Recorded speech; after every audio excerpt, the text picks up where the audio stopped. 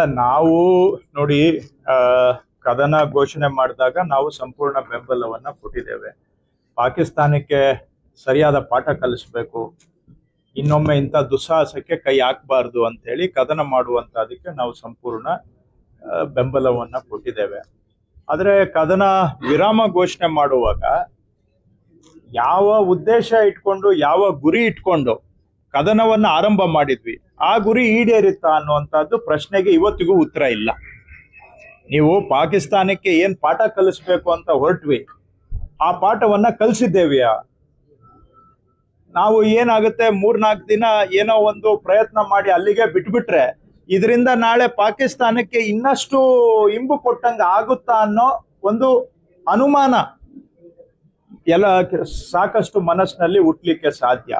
ಹಾಗಾಗಿ ಪ್ರಶ್ನೆಗೆ ಸ್ಪಷ್ಟವಾದಂತ ಉತ್ತರ ಇಲ್ಲದೆ ಇರುವಂತ ಪ್ರಶ್ನೆ ಯಾವುದು ಅಂದ್ರೆ, ಪಾಕಿಸ್ತಾನಕ್ಕೆ ನಾವು ಕದನ ಮಾಡೋದು ಸರಿ, ಅವ್ರಿಗೆ ಮತ್ತೆ ನಮ್ಮ ಆಂತರಿಕ ವಿಷಯದಲ್ಲಿ ಬೆರಳು ತೂರಿಸ್ದಂಗೆ ಪಾಠ ಕಲಿಸ್ತೀವಿ ಅಂತ ನಾವು ಹೊರಟು ಮತ್ತೆ ಯಾಕೆ ಸಡನ್ ಆಗಿ ಕದನ ವಿರಾಮ ಮಾಡಿದ್ದು ಅನ್ನುವಂಥದ್ದು ಅಮೆರಿಕ ಹೇಳಿದ್ರು ಅನ್ನೋ ಕಾರಣಕ್ಕೆ ಮಾಡಿದ್ವಾ?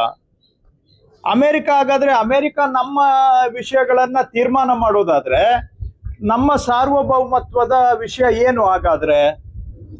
ಈಗ ಅವರು ಕಾಶ್ಮೀರಲ್ಲಿ ನಾವು ಮಧ್ಯಸ್ಥಿಕೆ ವಹಿಸ್ತೀವಿ ಅಂತ ಹೇಳ್ತಾರೆ. ಇದಕ್ಕಿಂತ ದೊಡ್ಡ ಭಾರತಕ್ಕೆ ದೊಡ್ಡ ಹಿನ್ನಡೆ ಮತ್ತೊಂದಿಲ್ಲ. ಯಾಕಂದ್ರೆ ಕಾಶ್ಮೀರ ನಮ್ಮ ಆಂತರಿಕ ವಿಷಯ, ಇಂಟರ್ನಲ್ ಮ್ಯಾಟರ್, ಜಮ್ಮು ಕಾಶ್ಮೀರ ಅವಿಭಾಜ್ಯ ಅಂಗ, ಭಾರತದ ಅವಿಭಾಜ್ಯ ಅಂಗ ಅದು. ಹಾಗಿರುವಾಗ ಯಾರೋ ಬಂದು ಬೇರೆ ದೇಶದವರು ಬಂದು ನಮ್ಮದ್ರಲ್ಲಿ ನ್ಯಾಯ ಪಂಚಾಯಿತಿ ಮಾಡ್ತಾರೆ ಅಂತ ಹೇಳಿದ್ರೆ ಅಲ್ಲಿಗೆ ಕಾಶ್ಮೀರದ ಇಶ್ಯೂ ಸೆಟ್ಲ್ ಆಗಿದೆಯಾ, ಮತ್ತೆ ರೀಓಪನ್ ಮಾಡ್ತಾ ಇದ್ದೇವೆಯಾ? ಇವೆಲ್ಲ ಪ್ರಶ್ನೆಗಳಿಗೆ ಇವತ್ತು ಉತ್ತರ ಇಲ್ದಂಗಾಗಿದೆ. ಬರೀ ಭಾಷಣ ಮಾಡ್ಬಿಟ್ರೆ ಉತ್ತರ ಸಿಗೋದಿಲ್ಲ. ಈ ಪ್ರಶ್ನೆಗಳಿಗೆ ಕೇಂದ್ರ ಸರ್ಕಾರ ಸ್ಪಷ್ಟವಾದಂತ ಉತ್ತರ ಕೊಡಬೇಕು ಅಂತ ನಾವು ಆಗ್ರಹ ಮಾಡ್ತಾ ಇದ್ದೇವೆ. ಅಲ್ಲ ನಾವು ನೋಡಿ ಕದನ ಘೋಷಣೆ ಮಾಡಿದಾಗ ನಾವು ಸಂಪೂರ್ಣ ಬೆಂಬಲವನ್ನ ಕೊಟ್ಟಿದ್ದೇವೆ. ಪಾಕಿಸ್ತಾನಕ್ಕೆ ಸರಿಯಾದ ಪಾಠ ಕಲಿಸ್ಬೇಕು, ಇನ್ನೊಮ್ಮೆ ಇಂಥ ದುಸ್ಸಾಹಸಕ್ಕೆ ಕೈ ಹಾಕಬಾರ್ದು ಅಂತ ಹೇಳಿ ಕದನ ಮಾಡುವಂತದಕ್ಕೆ ನಾವು ಸಂಪೂರ್ಣ ಬೆಂಬಲವನ್ನ ಕೊಟ್ಟಿದ್ದೇವೆ. ಆದ್ರೆ ಕದನ ವಿರಾಮ ಘೋಷಣೆ ಮಾಡುವಾಗ ಯಾವ ಉದ್ದೇಶ ಇಟ್ಕೊಂಡು ಯಾವ ಗುರಿ ಇಟ್ಕೊಂಡು ಕದನವನ್ನ ಆರಂಭ ಮಾಡಿದ್ವಿ ಆ ಗುರಿ ಈಡೇರಿತ್ತಾ ಅನ್ನುವಂಥದ್ದು ಪ್ರಶ್ನೆಗೆ ಇವತ್ತಿಗೂ ಉತ್ತರ ಇಲ್ಲ. ನೀವು ಪಾಕಿಸ್ತಾನಕ್ಕೆ ಏನ್ ಪಾಠ ಕಲಿಸ್ಬೇಕು ಅಂತ ಹೊರಟ್ವಿ, ಆ ಪಾಠವನ್ನ ಕಲಿಸಿದ್ದೇವಿಯಾ? ನಾವು ಏನಾಗುತ್ತೆ 3-4 ದಿನ ಏನೋ ಒಂದು ಪ್ರಯತ್ನ ಮಾಡಿ ಅಲ್ಲಿಗೆ ಬಿಟ್ಬಿಟ್ರೆ ಇದರಿಂದ ನಾಳೆ ಪಾಕಿಸ್ತಾನಕ್ಕೆ ಇನ್ನಷ್ಟು ಇಂಬು ಕೊಟ್ಟಂಗ ಆಗುತ್ತಾ ಅನ್ನೋ ಒಂದು ಅನುಮಾನ ಎಲ್ಲ ಸಾಕಷ್ಟು ಮನಸ್ಸಿನಲ್ಲಿ ಹುಟ್ಲಿಕ್ಕೆ ಸಾಧ್ಯ. ಹಾಗಾಗಿ ಪ್ರಶ್ನೆಗೆ ಸ್ಪಷ್ಟವಾದಂತ ಉತ್ತರ ಇಲ್ಲದೆ ಇರುವಂತ ಪ್ರಶ್ನೆ ಯಾವುದು ಅಂದ್ರೆ, ಪಾಕಿಸ್ತಾನಕ್ಕೆ ನಾವು ಕದನ ಮಾಡೋದು ಸರಿ, ಅವ್ರಿಗೆ ಮತ್ತೆ ನಮ್ಮ ಆಂತರಿಕ ವಿಷಯದಲ್ಲಿ ಬೆರಳು ತೂರಿಸ್ದಂಗೆ ಪಾಠ ಕಲಿಸ್ತೀವಿ ಅಂತ ನಾವು ಹೊರಟು ಮತ್ತೆ ಯಾಕೆ ಸಡನ್ ಆಗಿ ಕದನ ವಿರಾಮ ಮಾಡಿದ್ದು ಅನ್ನುವಂಥದ್ದು ಅಮೆರಿಕ ಹೇಳಿದ್ರು ಅನ್ನೋ ಕಾರಣಕ್ಕೆ ಮಾಡಿದ್ವಾ?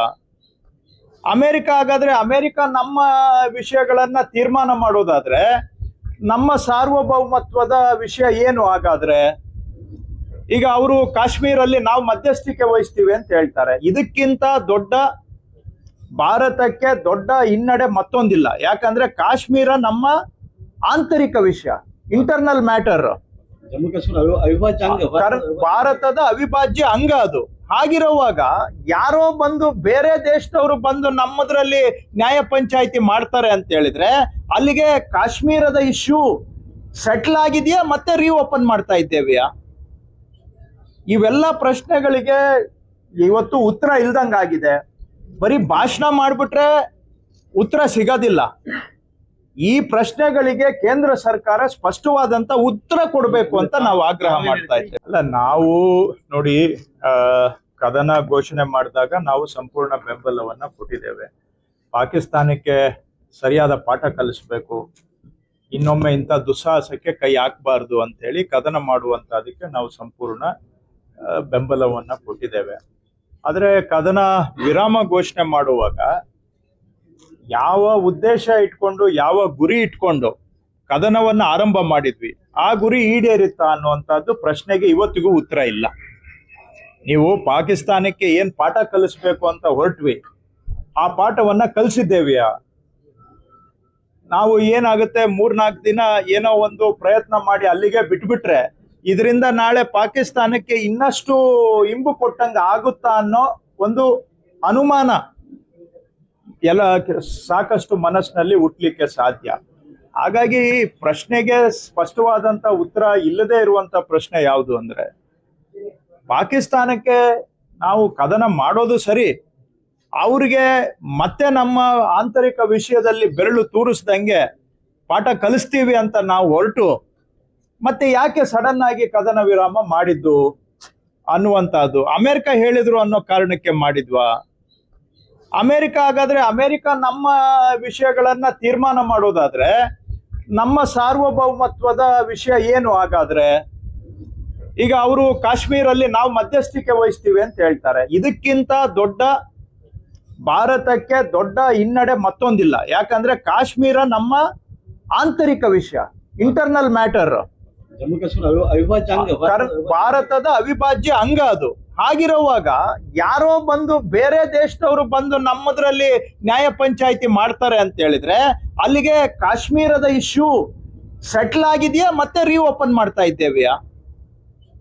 ಇವೆಲ್ಲ ಪ್ರಶ್ನೆಗಳಿಗೆ ಇವತ್ತು ಉತ್ತರ ಇಲ್ದಂಗಾಗಿದೆ. ಬರೀ ಭಾಷಣ ಮಾಡ್ಬಿಟ್ರೆ ಉತ್ತರ ಸಿಗೋದಿಲ್ಲ. ಈ ಪ್ರಶ್ನೆಗಳಿಗೆ ಕೇಂದ್ರ ಸರ್ಕಾರ ಸ್ಪಷ್ಟವಾದಂತ ಉತ್ತರ ಕೊಡಬೇಕು ಅಂತ ನಾವು ಆಗ್ರಹ ಮಾಡ್ತಾ ಇದ್ದೇವೆ. ಅಲ್ಲ, ನಾವು ನೋಡಿ, ಕದನ ಘೋಷಣೆ ಮಾಡಿದಾಗ ನಾವು ಸಂಪೂರ್ಣ ಬೆಂಬಲವನ್ನ ಕೊಟ್ಟಿದ್ದೇವೆ. ಪಾಕಿಸ್ತಾನಕ್ಕೆ ಸರಿಯಾದ ಪಾಠ ಕಲಿಸ್ಬೇಕು, ಇನ್ನೊಮ್ಮೆ ಇಂಥ ದುಸ್ಸಾಹಸಕ್ಕೆ ಕೈ ಹಾಕಬಾರ್ದು ಅಂತ ಹೇಳಿ ಕದನ ಮಾಡುವಂತದಕ್ಕೆ ನಾವು ಸಂಪೂರ್ಣ ಬೆಂಬಲವನ್ನ ಕೊಟ್ಟಿದ್ದೇವೆ. ಆದ್ರೆ ಕದನ ವಿರಾಮ ಘೋಷಣೆ ಮಾಡುವಾಗ ಯಾವ ಉದ್ದೇಶ ಇಟ್ಕೊಂಡು, ಯಾವ ಗುರಿ ಇಟ್ಕೊಂಡು ಕದನವನ್ನ ಆರಂಭ ಮಾಡಿದ್ವಿ, ಆ ಗುರಿ ಈಡೇರಿತ್ತಾ ಅನ್ನುವಂಥದ್ದು ಪ್ರಶ್ನೆಗೆ ಇವತ್ತಿಗೂ ಉತ್ತರ ಇಲ್ಲ. ನೀವು ಪಾಕಿಸ್ತಾನಕ್ಕೆ ಏನ್ ಪಾಠ ಕಲಿಸ್ಬೇಕು ಅಂತ ಹೊರಟ್ವಿ, ಆ ಪಾಠವನ್ನ ಕಲಿಸಿದ್ದೇವಿಯಾ? ನಾವು ಏನಾಗುತ್ತೆ 3-4 ದಿನ ಏನೋ ಒಂದು ಪ್ರಯತ್ನ ಮಾಡಿ ಅಲ್ಲಿಗೆ ಬಿಟ್ಬಿಟ್ರೆ ಇದರಿಂದ ನಾಳೆ ಪಾಕಿಸ್ತಾನಕ್ಕೆ ಇನ್ನಷ್ಟು ಇಂಬು ಕೊಟ್ಟಂಗ ಆಗುತ್ತಾ ಅನ್ನೋ ಒಂದು ಅನುಮಾನ ಎಲ್ಲ ಸಾಕಷ್ಟು ಮನಸ್ಸಿನಲ್ಲಿ ಹುಟ್ಲಿಕ್ಕೆ ಸಾಧ್ಯ. ಹಾಗಾಗಿ ಪ್ರಶ್ನೆಗೆ ಸ್ಪಷ್ಟವಾದಂತ ಉತ್ತರ ಇಲ್ಲದೆ ಇರುವಂತ ಪ್ರಶ್ನೆ ಯಾವುದು ಅಂದ್ರೆ, ಪಾಕಿಸ್ತಾನಕ್ಕೆ ನಾವು ಕದನ ಮಾಡೋದು ಸರಿ, ಅವ್ರಿಗೆ ಮತ್ತೆ ನಮ್ಮ ಆಂತರಿಕ ವಿಷಯದಲ್ಲಿ ಬೆರಳು ತೂರಿಸ್ದಂಗೆ ಪಾಠ ಕಲಿಸ್ತೀವಿ ಅಂತ ನಾವು ಹೊರಟು ಮತ್ತೆ ಯಾಕೆ ಸಡನ್ ಆಗಿ ಕದನ ವಿರಾಮ ಮಾಡಿದ್ದು ಅನ್ನುವಂತಹದ್ದು ಅಮೆರಿಕ ಹೇಳಿದ್ರು ಅನ್ನೋ ಕಾರಣಕ್ಕೆ ಮಾಡಿದ್ವಾ? ಅಮೆರಿಕ ಹಾಗಾದ್ರೆ ಅಮೆರಿಕ ನಮ್ಮ ವಿಷಯಗಳನ್ನ ತೀರ್ಮಾನ ಮಾಡೋದಾದ್ರೆ ನಮ್ಮ ಸಾರ್ವಭೌಮತ್ವದ ವಿಷಯ ಏನು ಹಾಗಾದ್ರೆ?